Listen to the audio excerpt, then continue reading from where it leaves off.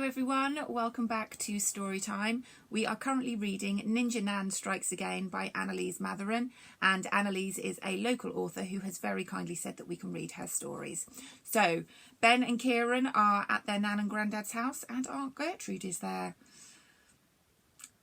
Don't know what's going to happen, so let's carry on with chapter 2. This is Bedfellows. If Ben thought that sleeping in his mother's old room was a punishment, it was nothing compared to the ordeal he was going to have to endure sharing with his brother. "Sorry," Grandad said. "I haven't had time to get the camp bed out of the loft for you to sleep on. Ben, I'll get it tomorrow." "I guess you'll have to go sleep on the sofa," Kieran said, climbing underneath the duvet. "Oh no," said Nan. "You boys can top and tail." Kieran looked horrified. When Ben and Kieran were little, they had come to stay at Nan and Grandad's with their parents. Ben and Kieran would always top and tail in Uncle Gareth's room, with Kieran getting the top and Ben being the tail. But that was 5 years ago, and they were both a lot bigger now. "I don't think we'll fit," Ben said. "Of course you will," Nan replied, pulling back the duvet to expose Kieran's feet and pushing Ben into bed. "Here's a spare pillow," said Grandad. Just then, Kieran kicked Ben in the back. "Hey, get off! He kicked me!" Ben shouted. "Benny, you can always come and share the bigger bed with me," Aunt Gertrude called from the landing. No, it's fine. Thanks, Aunt Gertie. I must have accidentally rolled onto Kieran's feet."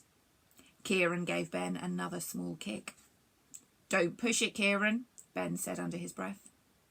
Nan kissed the boys. "Good night, lovelies. Sweet dreams." "Night," the boys chorused. As soon as the door was shut, the boys began thrashing around in the bed like two saltwater crocodiles. Both were trying to steal the duvet. Ben pulled it over his head, holding it firmly in place with a vice-like grip.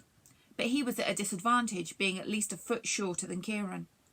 This meant that where Ben was only able to put his feet over Kieran's torso and back, Kieran was able to stick his big toe right up Ben's nose. Ben fought back valiantly, biting the sole of Kieran's foot. Ooh. But then Kieran hit Ben with the biggest weapon in his arsenal. Kieran let out a silent but deadly fart. Ben thought he was going to suffocate. He felt his eyes water as the back of his throat began to burn. Once Ben had regained his sensibilities, he pulled the duvet from over his head, leapt from the bed, and pulled open the window.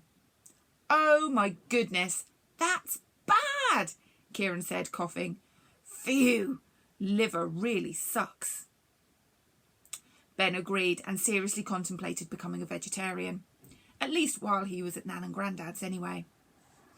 When Ben had stopped feeling dizzy, he closed the window and ventured back towards the bed to find Kieran lying diagonally across it, with the duvet wrapped around him, like Tutankhamun.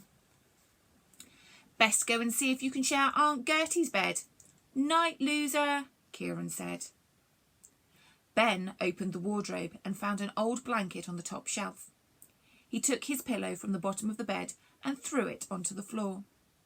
The space under the bed was clear, so Ben thrust the blanket and pillow under. Then he grabbed his backpack and pulled it in after him.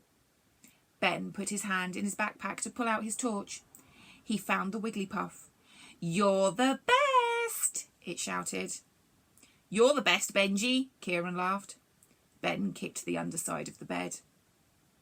"Hey!" Kieran yelled. Ben did it again. "Cut it out," Kieran said. "Boys!" Nan shouted from downstairs. "Do I need to come up there with my slipper?" The pair of them remembered what had happened to Kieran's ear the last time Nan had thrown the slipper. They lay still, listening to see if Nan was coming.